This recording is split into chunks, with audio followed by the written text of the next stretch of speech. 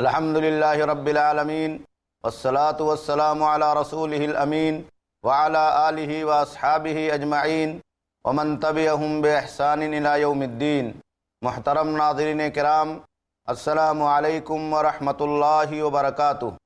Programme تجارت کے اسلامی اصول میں آپ سبھی کا استقبال ہے۔ پچھلی نشست میں سود کی مختلف شکلوں اور صورتوں کے تعلق سے گفتگو چل رہی تھی۔ انشاءاللہ العزیز اس نشست میں بھی سود کی بقیہ مختلف شکلوں کے تعلق سے گفتگو کی جائے گی۔ اللہ رب العالمین سے دعا ہے کہ اللہ رب العالمین ہمیں اور آپ کو سود سے بچنے اور اس کی مختلف شکلوں سے دور رہنے کی توفیق عطا فرمائے۔ محترم ناظرین کرام، اللہ کے نبی جناب محمد رسول اللہ صلی اللہ علیہ وسلم نے سود کی مختلف شکلوں کا احادیث مبارکہ میں تذکرہ فرمایا ہے۔ جیسا کہ آپ کے سامنے مختلف باتیں مختلف شکلوں کی صورت میں آ چکی ہے، اللہ کے نبی جناب محمد رسول اللہ صلی اللہ علیہ وسلم نے سود کی ان شکلوں میں سے ایک اور شکل کا تذکرہ فرمایا ہے۔ آپ نے بیان فرمایا کہ کسی آدمی کے کام کے لیے یا اس کام پر اس کی سفارش کے لیے یا اس کام کی خاطر واسطہ بننے پر اگر ہدیہ لیا جائے، گفٹ لیا جائے، تو یہ بھی سود کے اندر شامل اور داخل ہے۔ اللہ کے نبی جناب محمد رسول اللہ صلی اللہ علیہ وسلم نے اس حدیث مبارک میں ایسے تمام کاموں کو جو کسی کام کے لیے سفارش پر یا کسی آدمی کے لیے کسی کام کو ڈھونڈنے تلاش کرنے پر یا اس میں واسطہ بننے پر ہدیے اور گفٹ کی شکل میں پیش کیے جاتے ہیں، اسے سود کا چور دروازہ قرار دیا ہے۔ اور اس گناہ میں ایسے لوگوں کو جو اس طرح کا کاروبار کرتے ہیں یا اس طرح سے ایسے معاملات پر ہدیہ یا گفٹ لیتے ہیں، اس کی خواہش اور تمنا رکھتے ہیں، اللہ کے نبی جناب محمد رسول اللہ صلی اللہ علیہ وسلم نے یہ وعید سنائی ہے۔ آج ہمارے اور آپ کے درمیان اس طرح کے بہت سارے کاموں پر یہ چلن سماج و معاشرے کے اندر بڑھتا جا رہا ہے اور عام ہوتا جا رہا ہے کہ آدمی کسی کام ہونے کی بنیاد پر یا کسی کام کے تعلق سے کسی کی سفارش کی بنیاد پر یا اس آدمی کے واسطے سے کسی کام کے پورا ہونے پر اسے کچھ نہ کچھ ہدیہ پیش کرتا ہے، یا اسے کچھ سامان کھانے اور پینے کے لیے چائے ناشتے کے طور پر پیش کرتا ہے، یا اسے کسی پارٹی کے اندر دعوت دیتا ہے۔ اگر اس نیت سے یہ دعوت دی جاتی ہے کہ اس کام میں اس آدمی کی معاونت شامل ہے، اس آدمی کی مدد شامل ہے اور وہ آدمی اس کے ذریعے سے خوش ہو جائے، تو اللہ کے نبی جناب محمد رسول اللہ صلی اللہ علیہ وسلم نے اس عمل کو بھی اور اس کام کو بھی سود کا چور دروازہ قرار دیا ہے۔ مسلمانوں کو چاہیے کہ وہ اس طرح کے کام سے اور اس طرح کی عادت سے جو معمولی ہدیے اور گفٹ کی شکل میں سماج و معاشرے کے اندر رائج ہیں، ان سے اپنے آپ کو بچائیں تاکہ اللہ کے نبی صلی اللہ علیہ وسلم کی وعید کے مستحق نہ ٹھہریں۔ محترم ناظرین کرام، سود کی ایک اور شکل جس کا تذکرہ اللہ کے نبی صلی اللہ علیہ وسلم نے مختلف حدیثوں کے اندر کیا ہے، اسے بیع النجش کہا جاتا ہے۔ اللہ کے نبی جناب محمد رسول اللہ صلی اللہ علیہ وسلم نے بیع النجش سے مختلف حدیثوں کے اندر منع فرمایا ہے۔ اس کا مطلب یہ ہے اور اس کا معنی یہ ہے کہ کسی سودے کو خریدنے کے وقت بھاؤ چڑھانے کی نیت سے اس کی زیادہ قیمت لگا دی جائے۔ بہت سارے لوگ مارکیٹ اور بازار میں ایسے ہوتے ہیں جو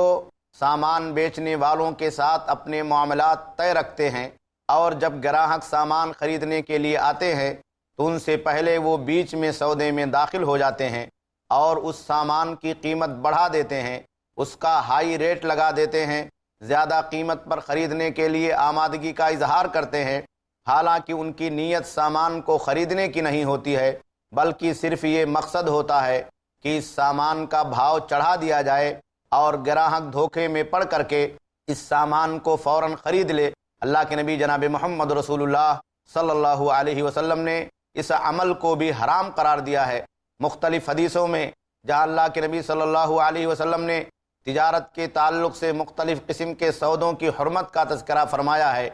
کہ ایک مسلمان آدمی کو چاہیے کہ وہ اپنے بھائی کے بھاؤ پر بھاؤ نہ کرے، شہروں سے اور بازاروں سے باہر نکل کر کے گاؤں اور دیہات سے آنے والے لوگوں کا سامان اور غلہ انہیں دھوکہ دینے کے لیے نہ خریدے۔ وہیں اللہ کے نبی صلی اللہ علیہ وسلم نے اس بات کو بھی واضح فرمایا کہ لا تناجشوا، تم بھاؤ چڑھانے کی نیت سے، سامان کی قیمت بڑھانے کی نیت سے اور اسے اونچے دام میں بکوانے کی نیت سے سامان کے سودے کی خرید و فروخت میں داخل مت ہو، تاکہ تم اللہ رب العالمین کے اس وعید کے مستحق نہ ہو جاؤ جو دھوکہ دینے کے زمرے کے اندر داخل اور شامل ہو جاتا ہے۔ امام بخاری رحمہ اللہ نے جہاں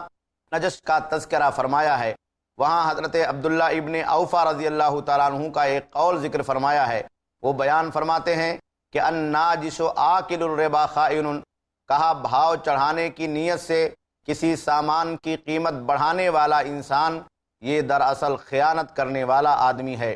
بے ایمانی کرنے والا آدمی ہے اور سود کھانے والا آدمی ہے۔ حضرت عبداللہ ابن ابی اوفا رضی اللہ تعالیٰ عنہ نے بیع النجش کو، یعنی بھاؤ چڑھانے کی نیت سے کسی سامان کی قیمت بڑھانے کو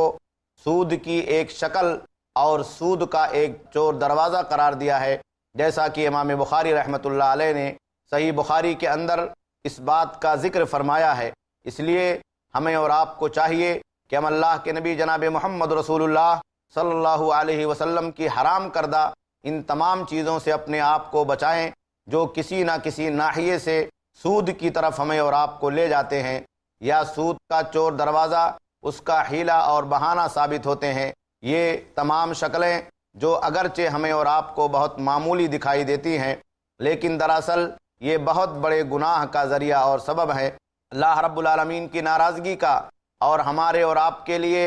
قیامت میں اللہ رب العالمین کے ہاں سخت مواخذے کا ذریعہ اور سبب ہے۔ ہمیں اور آپ کو چاہیے کہ ہم اور آپ اپنے آپ کو اس طرح کے معمولی کاموں سے بچائیں جو ہمیں سود کی طرف لے جاتے ہیں۔ اسی طریقے سے اللہ کے نبی جناب محمد رسول اللہ صلی اللہ علیہ وسلم نے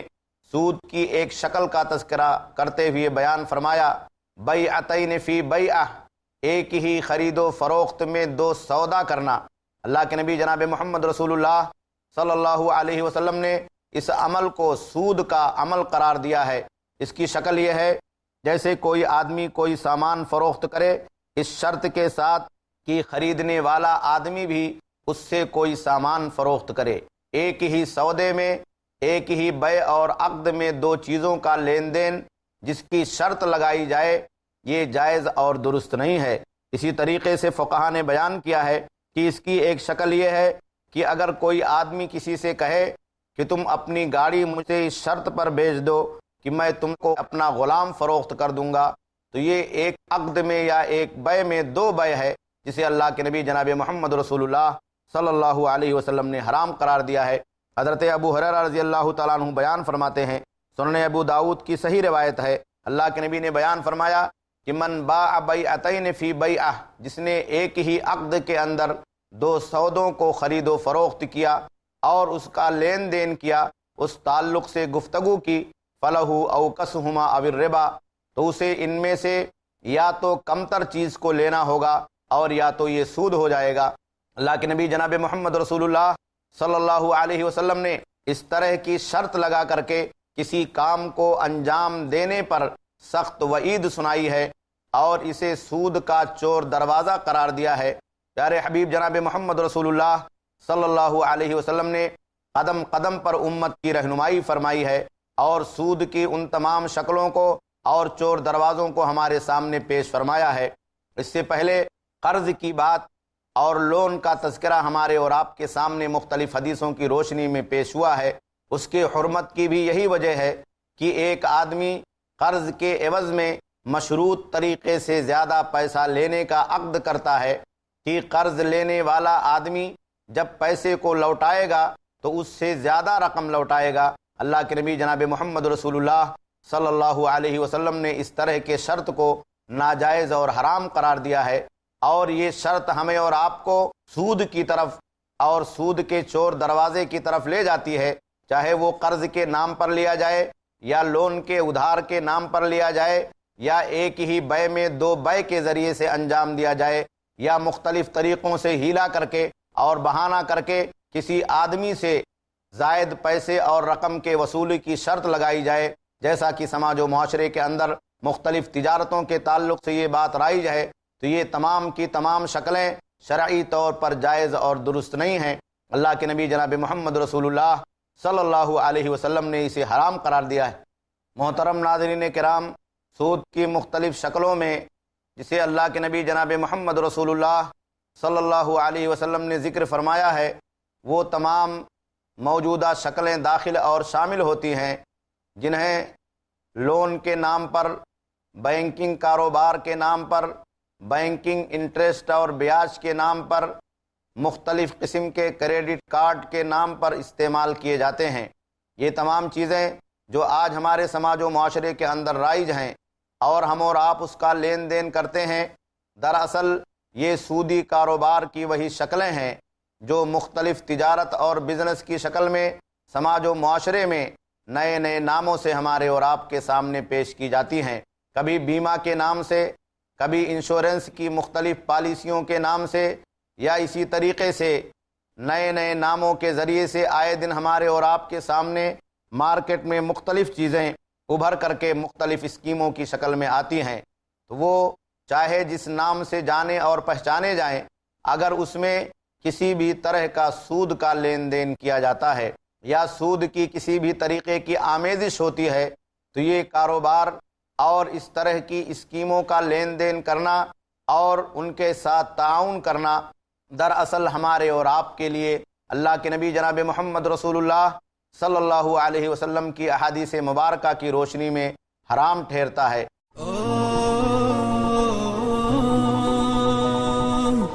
لائبریریز میں اسلام ہے، آپ کے گھروں کی الماریوں میں بھی اسلام ہوگا کتابوں کی شکل میں، آپ کے واٹس ایپ پہ میسج آتے اسلام کے، فیس بک پہ اسلام ہے، اسلام سب جگہ پہ ہے، خالی ایک جگہ پہ نہیں ہے،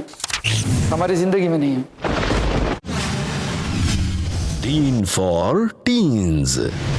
دیکھیے نثار نڈیاڈوالا کے ساتھ ٹین ایجرز کے لیے ایسا سبق جو زندگی کی سچائی کو اسلام کی نظروں سے محسوس کرا دے۔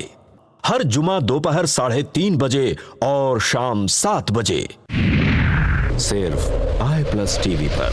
بہتر زندگی کے لیے۔ اپنے DTH اور کیبل آپریٹر سے آج ہی سمپرک کریں۔ Free to year.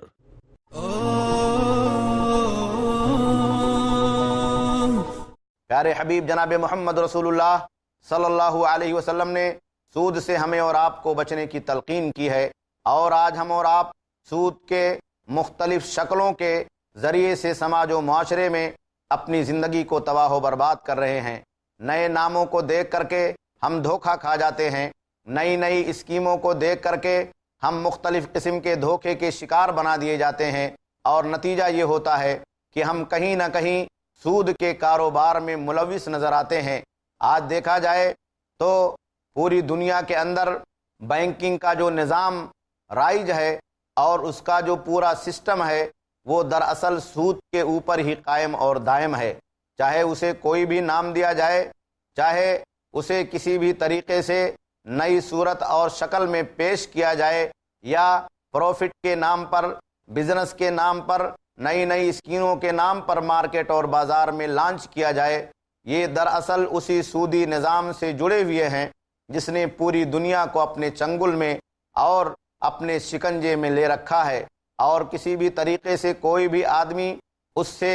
بھاگنے کے لیے کوئی راہ فرار نہیں پاتا ہے۔ اللہ کے نبی جناب محمد رسول اللہ صلی اللہ علیہ وسلم نے ہمیں اور آپ کو سود سے بچنے کا حکم عطا فرمایا ہے۔ ایک مسلمان کا شیوا یہ ہونا چاہیے کہ وہ ہمیشہ اللہ کے نبی جناب محمد رسول اللہ صلی اللہ علیہ وسلم کی سنت کو اور آپ کی تعلیمات کو اپنے نگاہوں کے سامنے رکھے، اور مختلف قسم کے ہیلوں کا اور بہانوں کا شکار نہ ہو کر کے اپنی زندگی کو صاف اور شفاف طریقے سے گزارے۔ آج سماج و معاشرے کے اندر مجبوری کا نام لے کر کے اور اضطرار کا نام لے کر کے پریشانیوں کا تذکرہ کر کے سود کی مختلف شکلوں کو انجام دیا جاتا ہے۔ اللہ کے نبی جناب محمد رسول اللہ صلی اللہ علیہ وسلم نے اضطرار کس چیز کو کہا ہے اور شریعت میں مجبوری کس چیز کا نام ہے، اس کا خلاصہ بھی اللہ رب العالمین نے قرآن مجید کے اندر بیان فرمایا ہے۔ شرعی طور پر مجبوری یا اضطرار کا معاملہ ایسا ہے کہ اگر انسان کی جان کو خطرہ ہو اور انسان کی زندگی کو خطرہ لاحق ہو تو ایسے موقع پر اپنی جان کو بچانے کے لیے اگر اس کے سامنے کسی حلال چیز کا متبادل موجود نہ ہو اور سوائے حرام کے استعمال کرنے کے کوئی چارہ نہ ہو تو صرف وہ اتنی مقدار میں حرام چیز کو استعمال کر سکتا ہے جس کے ذریعے سے اس کی جان بچ جائے۔ اس کے علاوہ شریعت میں مجبوری اور کسی چیز کا نام نہیں ہے۔ اللہ رب العالمین نے قرآن مجید کے اندر بیان فرمایا غیر باغ ولا عادن، مجبوری کے اندر کسی حرام چیز کا استعمال کرنے والا آدمی ایسا ہونا چاہیے کہ وہ دل سے اس کی خواہش اور رغبت نہ رکھنے والا ہو، دل کے اندر وہ یہ سمجھے کہ یہ حرام کام ہے جس کا میں نے مجبوری کی وجہ سے ارتکاب کیا ہے اور یہ اللہ اور اللہ کے رسول کی ناراضگی کا معاملہ ہے، اس سے ہمیں بچنا ہے۔ اور دوسری بات یہ ہے کہ ولا عادن، اور نہ ضرورت سے زیادہ تجاوز کرنے والا ہو۔ مثال کے طور پر اگر مجبوری ایک قطرے یا ایک گلاس شراب کے ذریعے سے دور ہو سکتی ہے تو دوسرا قطرہ یا دوسرا گلاس اس کے لیے شرعی طور پر حرام ہوگا۔ اسی طریقے سے مجبوری کی تمام شکلیں ہمارے اور آپ کے سامنے ہونی چاہیے، اور مجبوری کے دائرے کار میں رہتے ہوئے ہمیں اور آپ کو ضرورت پڑنے پر اسی طریقے سے اپنی مجبوری کے تعلق سے حرام چیزوں کو برتنے کا جو حکم دیا گیا ہے اسے دائرے کار میں رہتے ہوئے استعمال کرنا چاہیے۔ آج تو ہمارا اور آپ کا معاملہ یہاں تک پہنچ چکا ہے کہ ایک آدمی مجبوری کہہ کر کے ایک فلیٹ خریدتا ہے، پھر اس کے بعد دوسری مجبوری بیان کر کے دوسرا فلیٹ خریدتا ہے، تیسری مجبوری بیان کر کے گاڑی خریدتا ہے، اور اس طریقے سے مجبوریوں کا نام لے کر کے وہ نہ جانے کون کون سے سودے کرتا ہے، کون کون سے کام انجام دیتا ہے، کون کون سی چیزوں کو خریدتا ہے۔ یہ دراصل مجبوری کا وہ ناجائز فائدہ ہے، اور یہ فائدہ اٹھانا ہے مجبوری کے نام کے ذریعے سے، جس سے اللہ نے اور اللہ کے نبی جناب محمد رسول اللہ صلی اللہ علیہ وسلم نے منع فرمایا ہے۔ روزی کے دائرے اللہ رب العالمین نے بہت کشادہ بنائے ہیں۔ اگر اللہ رب العالمین کی زمین پر کشادہ روزی کو حاصل کرنے کے لیے ان حلال طریقوں کا استعمال کیا جائے جو ہمارے اور آپ کے لیے اللہ رب العالمین کی رضامندی کا ذریعہ ہیں، تو یہ ایک مسلمان کی زندگی اور اس کی آخرت کو بنانے کا ذریعہ ہے۔ آج ہم اور آپ لالچ میں پڑ کر کے اور مختلف قسم کی امیدوں اور آس میں پڑ کر کے اپنی زندگی کو تباہی کے دہانے تک پہنچاتے ہیں۔ حالانکہ اگر دیکھا جائے تو حرام کے مقابلے میں حلال کا راستہ اللہ رب العالمین نے بہت کشادہ بنایا ہے، اور اسی طریقے سے حلال کاروبار کی شکلیں بھی اس زمین میں اللہ رب العالمین نے بہت ہی وسیع رکھی ہیں۔ ایک مسلمان اگر حرام کا ارتکاب کرے تو پھر اس کی زندگی میں ایمان کہاں باقی رہتا ہے، اور کس طریقے سے وہ اللہ اور اللہ کے نبی جناب محمد رسول اللہ صلی اللہ علیہ وسلم کی احکامات اور تعلیمات کا پابند ہو سکتا ہے۔ رزق حلال کو تلاش کرنے کے لیے ایک مسلمان کو جد و جہد کرنی چاہیے، جیسا کہ اللہ رب العالمین نے قرآن مجید کے اندر حکم عطا فرمایا ہے، اور حلال کی مختلف شکلوں کو اور صورتوں کو اس کے سامنے بیان فرمایا ہے۔ حضرت عمر ابن خطاب رضی اللہ تعالیٰ عنہ کا یہ شیوا تھا، صحابہ کرام کی زندگیوں میں یہ بات تھی، وہ ہمیشہ اس بات کو اپنے مطمح نظر رکھتے تھے کہ بسا اوقات حرام سے بچنے کے لیے بہت ساری حلال چیزوں کو اور اس کے کاروبار کو بھی ترک کر دیا کرتے تھے۔ یہی کردار ہر مسلمان کا ہونا چاہیے کہ وہ سود کی مختلف شکلوں سے اپنے آپ کو بچانے کے لیے اور سود کے مختلف چور دروازوں سے اپنے آپ کو بچانے کے لیے وہ طریقہ اور وہ کردار اختیار کرے جو سود سے بچنے کے لیے انہوں نے اختیار کیا تھا۔ ہماری معاشرتی زندگی اور ہماری اقتصادی زندگی آج تباہی کے دہانے پر پہنچ چکی ہے، اور مختلف چیزوں میں ہم نے اور آپ نے اللہ رب العالمین کی ناراضگی کو اور اللہ رب العالمین کے غیظ و غضب کو دعوت دیا ہے۔ حالانکہ ہمیں اس بات کا احساس ہونا چاہیے کہ سود کے بہت سارے نقصانات ہیں۔ ظاہری اعتبار سے اگر دیکھا جائے تو سود دراصل سماج و معاشرے کے اندر وہ پھیلا ہوا ناسور ہے جس کے ذریعے سے مارکیٹ میں مہنگائی بڑھتی ہے، گرانی بڑھتی ہے، اور سود کے شکنجے میں پھنس کر کے لوگ ایک طرح سے اللہ رب العالمین کی ناراضگی کے شکار ہوتے ہیں، تو دوسری طرف وہ سودی کاروبار کر کے جب اس کے ادائیگی کی طاقت نہیں ہوتی ہے تو اپنی عزت و آبرو کو بھی داؤں پر لگا لیتے ہیں۔ ہمارے سامنے بہت ساری مثالیں ہیں، سودی کاروبار کرنے والے اور لون پر بہت ساری چیزوں کو لینے والے، فلیٹ، مکان، دکان یا اس طریقے سے گاڑیاں لینے والے لوگ بسا اوقات سماج و معاشرے کے اندر ایک وقت ایسا آتا ہے کہ اس طریقے سے ننگے ہو جاتے ہیں کہ ان کی عزت و آبرو سرے بازار نیلام ہو جاتی ہے۔ جس چیز سے بچنے کے لیے انہوں نے سودی کاروبار کیا تھا، ایک وقت ایسا آتا ہے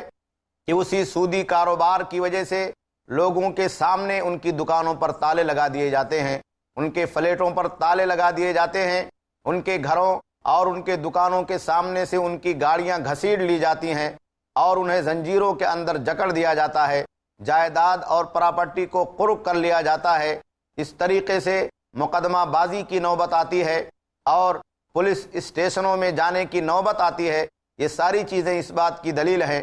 کہ سود کا جو نقصان اللہ رب العالمین نے اور اللہ کے نبی جناب محمد رسول اللہ صلی اللہ علیہ وسلم نے بیان فرمایا ہے وہ انتہائی بھیانک ہے، اور اس کے بھیانک اثرات ہمارے سماج و معاشرے کے اندر مرتب ہوتے ہیں، اور اس طریقے سے ناجائز راستوں کو اختیار کر کے ہم اپنی زندگی کو تباہ و برباد کر لیتے ہیں۔ سود کا ایک نقصان یہ بھی ہے کہ ہم معاشرتی زندگی میں سودی کاروبار کر کے گویا کی باطل طریقے سے ایک آدمی کا مال کھاتے ہیں۔ محترم ناظرین کرام، ایک ساہوکار جب سودی کاروبار میں کسی آدمی کو پھنسا لیتا ہے اور اس کے اوپر قرض کا بوجھ لاد دیا جاتا ہے اور پھر اس کی مجبوری کا فائدہ اٹھا کر کے وہ انسان اس سے سود در سود وصول کرتا ہے، تو بسا اوقات آدمی اپنے رہائش گاہ کو بیچنے کے لیے مجبور ہو جاتا ہے، اپنے گھر کو گروی رکھنے کے لیے مجبور ہو جاتا ہے، اپنے گھر کے اندر پائے جانے والے قیمتی جائیداد سونے اور چاندی کو، زیوروں کو گروی رکھنے کے لیے مجبور ہو جاتا ہے، اور اس طریقے سے وہ ساہوکار قرض کے عوض میں باطل طریقے سے اس آدمی کا مال ہڑپ کر لیتا ہے۔ نتیجہ یہ ہوتا ہے کہ سود کھانے کی وجہ سے اس کی جائیداد اور اس کی پراپرٹی پر قبضہ ہو جاتا ہے، اور اس کے وہ داگینے اور سونے اور چاندی کے زیورات جسے وہ ایک ایک پیسہ کما کر کے خرید کر کے اپنے بچوں کے لیے اور اپنے اہل و عیال کے لیے رکھتا تھا، وہ اس کاروباری اور ساہوکار آدمی کے چنگل میں چلا جاتا ہے، اور اس طریقے سے آدمی کی زندگی اجیرن اور پریشان حال ہو جاتی ہے۔ اللہ کے نبی جناب محمد رسول اللہ صلی اللہ علیہ وسلم نے باطل طریقے سے کسی کا مال کھانے سے منع فرمایا ہے۔ سودی کاروبار کرنے والا دراصل باطل طریقے سے ایک غریب آدمی کا، ایک مجبور آدمی کا مال کھاتا ہے اور کھانے کے لیے مختلف قسم کے جتن کرتا ہے، اور جب وہ آدمی اسے